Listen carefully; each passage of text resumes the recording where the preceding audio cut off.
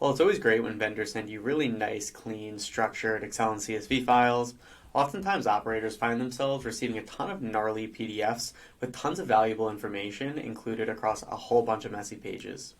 Parabola's pull from PDF and pull from email attachment steps make it really easy to seamlessly pull important information from PDFs and transform it into really nice, neat tables, powered by a combination of powerful PDF scraping paired with a computer vision enabled large language model.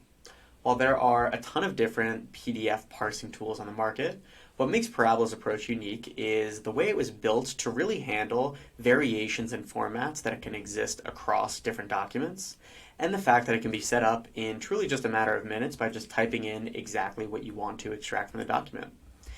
Additionally, since it's connected to the rest of Parabola, beyond just extracting information from a PDF, it's also really easy to map that information to your internal format and do any additional reconciliations or comparisons you need to do with that data beyond just extracting it.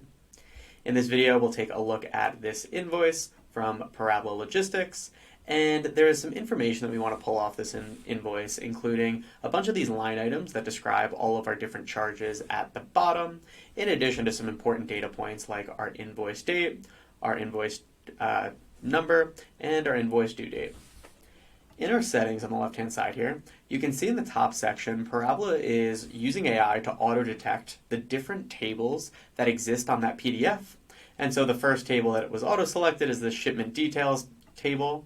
If I click on our PDF, we can see that shipper and consignee right here in the middle, but we actually want to pull this data at the bottom, this table of description of charges.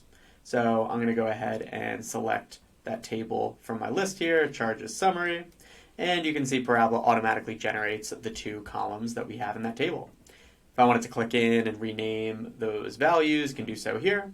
But now that we're good to go with our columns of data in our table, I'm going to go and specify the additional keys that we're trying to pull in.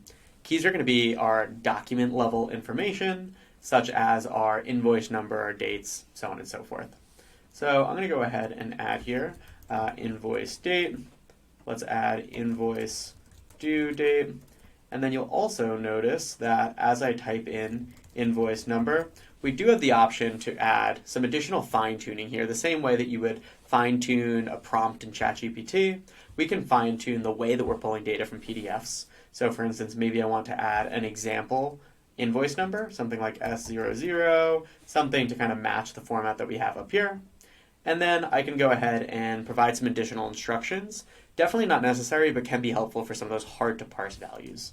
So maybe I want to say found in top left corner of document. All right.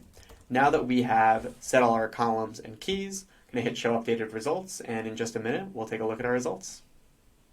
Now that our data has loaded up, you can see that we've successfully pulled in all of our different charge descriptions, along with the charge amount, our important dates, and our invoice number. Now that we've covered a few different methods for pulling data into Parabola, we'll shift focus and talk about some different transformations.